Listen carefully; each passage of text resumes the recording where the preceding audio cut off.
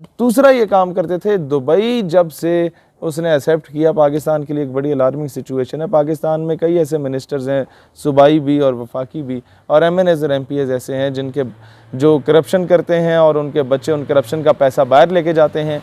बाहर लेके जाने के बाद वो बच्चे जो हैं होटल्स में और बार्स में उन पैसों को औरतों पे, नींब बरहना औरतों पे लुटा के आते हैं।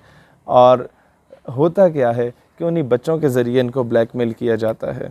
और फिर दूसरी बात क्या है कि इजरायली फॉरेन मिनिस्टर ने यह बात की थी कि मैं तो किसी भी अरब शेख के आगे लेटने को तैयार हूँ, प्रोवाइडेड डेट वो मेरे मुल्क की सालमियत की बात हो, वो मेरे मुल्क के फेवर में फ़ैसला कर दे, तो मेरे लिए क्या है कि नामर्दों के आगे 2-2 मिनट के लिए लेट जाऊँ। लिहाजा अब जो सबसे इम्पॉर्टेंट फैक्टर है वो ये है कि फहाशी के, अयाशी के जो अड्डे हैं वो मुत्तहिदा अरब अमारात में बनाए जाएंगे, और पाकिस्तान के जितने भी एलीट क्लास है ये फहाशी करने के लिए सबसे सस्ता तरीन ठिकाना जो इन्हें मिलता है वो मुत्तहिदा अरब अमारात मिलता है।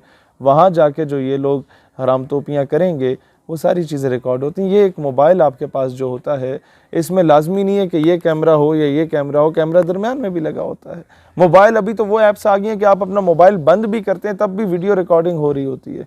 तो ये कई इस तरह की चीज़ें, माजी में कुछ ऑफिसर्स बाहर जाया करते थे फॉरेन विजिट पे तो उन्हें मोबाइल गिफ्ट किया जाते थे। अब वो जब पाकिस्तान आते थे तो वो खूबसूरत बातें जो अपनी बेगमात या अपनी गर्लफ्रेंड्स के साथ करते थे वो सारी रिकॉर्ड होती थी, और उन्हीं बातों की बुनियाद पे उन्हें ब्लैकमेल किया जाता था कौमी राज बेचने की सूरत में। बहुत कुछ किया गया हमारे सियासतदानों के साथ, ऑफिसर्स के साथ, और यहाँ तक सिनेरियो बना दिया गया। मेरा एक दोस्त था, साबिक MNA रहा है KPK का, वो कहता है कि मैं एक वफ्द के साथ गया जहाँ पर हर किस्म के ऑफिसर्स और कुछ MNAs मौजूद थे। रात को जब ड्राइंग रूम में हमारे पाकिस्तानियों में शराब तकसीम वो दी जा रही थी, वो ग्लासेस में डाल के, तो मैंने इनकार किया कि यार मैं तो खान हूँ, नस्वार खाता हूँ, वो एयरपोर्ट से आगे आने नहीं देते। तो ये है कि मैं शराब कभी पी नहीं है, ना मेरे बाप ने कभी पी है, तो मैं नहीं पीता। तो कहता है कि MNA साहिबा हकारत की निगाह से मुझे देख के कहती हैं कि जनाब खान साहब नहीं पीते आप? तो कहते तब मुझे अंदाज़ा हुआ कि MNAs और MPAs में भी ये जो टॉप क्लास की एलीट होती है, इनके ड्राइंग रूम की एक्सेस हासिल करने के लिए आपको जानी शराबी होना पड़ता है। तो ये सिस्टम में इस तरीके से हमारे इनकलकेट कर चुके हैं, हमारे सिस्टम में इस तरीके से पेनिट्रेट कर चुके हैं। लिहाजा आज जो हमने इस चीज़ को देखना है, जो हमारे ऊपर सारी सैंक्शंस हैं उसमें कुछ सीरियस नहीं है। पाकिस्तान ग़ुलामी कर रहा है, पाकिस्तान अपनी बेटियां बेच रहा है। आफिया सिद्दीकी की सूरत में मुशर्रफ ने अपनी किताब में लिखा कि मैंने पता नहीं कितने ही पाकिस्तानियों को बेचा और बाउंटीज ऑफ डॉलर्स को लिया, मुल्क ने तरक्की किया। भाई तुम्हें कोई बोले कि तुम्हारी बेटी दे दो, ऐशी करनी है हमने उसके साथ, तुम्हें हम 20 करोड़ देते हैं, अपना घर भी बना लो, गाड़ियाँ भी ले लो। पिंड में जब तुम जाओगे तो पूरा पिंड तुम्हारी गाड़ी नहीं देखेगा, वो बोलेगा ये तो बगैरत है, दलाली करता है बच्चियों की। तो अक़वाम आलम में हम पाकिस्तानियों को भी यही देखा जाता है कि बेटियों की दलालियाँ करके ये लोग यहाँ तक पहुँचे हैं। लिहाजा दुनिया में अपनी इज़्ज़त और वक़ार बरकरार रखना है तो उसका एक ही तरीका है कि ये कर्ज़े उठा के मगरब के मुँह पे मारे जाएँ, और उसके लिए आपके पास ना फैक्ट्रीज़ हैं, ना मिल्स हैं, ना इंडस्ट्रीज़ हैं। एक ही तरीका है कि कौम से चंदा मांगें। चंदा मांगने का भी एक तरीक़ाकार होता है कि कौम ने पहले भी एक बार था कर्ज़ मुकाओ मुल्क बचाओ कैंपेन थी, उसमें सब कौम ने अपने जेवर बेचे, प्लाट बेचे और सरकारी धारे में जमा कराए, और वो वज़ीर आज़म से लेकर नीचे क्लर्क तक सब ने खाए। हल ये है कि सबसे पहले इमरान खान साहब मेहरबानी करके वो जो बनी गाला का आपका 300 कनाल का मकान है जिसमें आप अकेले रहते हैं और एक दो बंदे और रहते हैं और एक आपका कुत्ता रहता है, उसको बेचें, कौमी ख़जाने में जमा कराएं। फिर पकड़ें ज़रदारी का गिरबान, उससे आप ये सारे बिलावल हाउसेस उठा के कौमी ख़जाने में जमा कराएं। फिर पकड़ें जनाब नवाज शरीफ को, इनके सारे पैसे उठा के कौमी ख़जाने में जमा कराएं। यकीन करो कौम अपने प्लाट भी बेचेगी, कौम की माएँ बहनें बेटियाँ अपने जेवर भी बेचेंगी।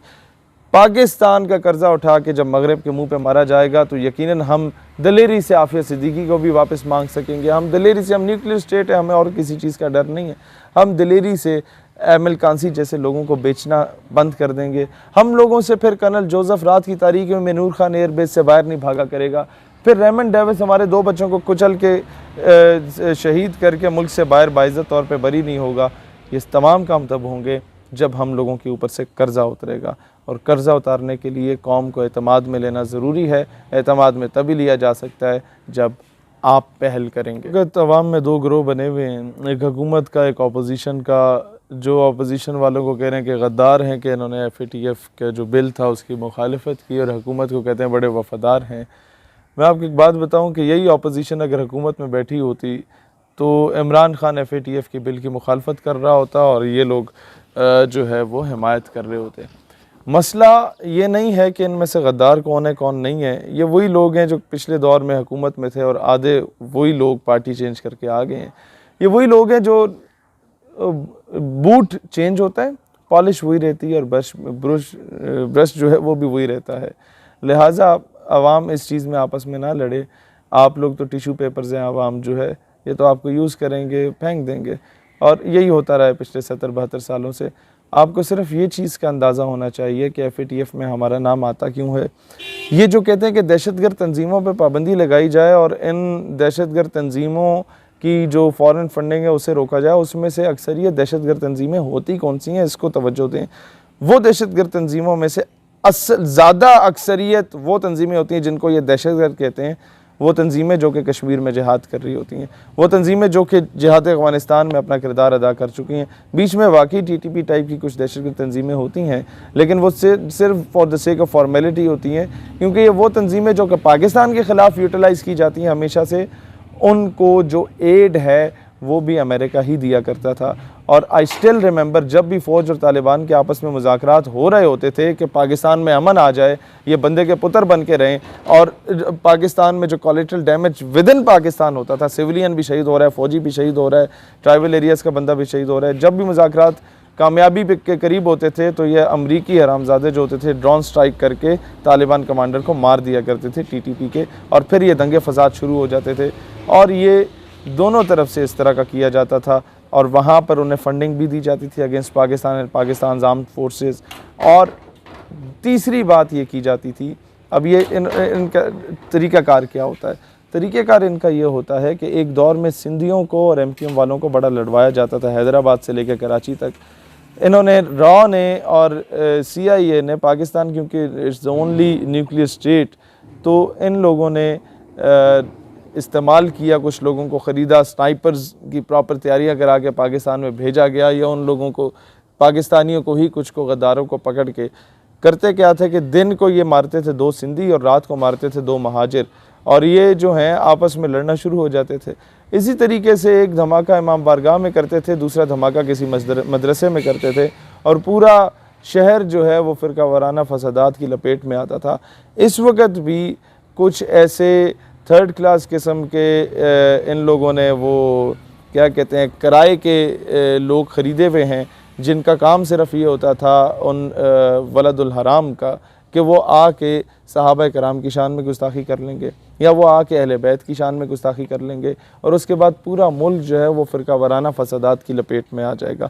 जब वो उसकी लपेट में आ जाएगा तो अल्टीमेटली दुनिया को दिखाया जाएगा कि जनाब पाकिस्तान तो सिक्योर नहीं है और अनसेफ है, इंटरनेशनल जो आपका फाइनेंशियल है वो पाकिस्तान का रुख ना करे।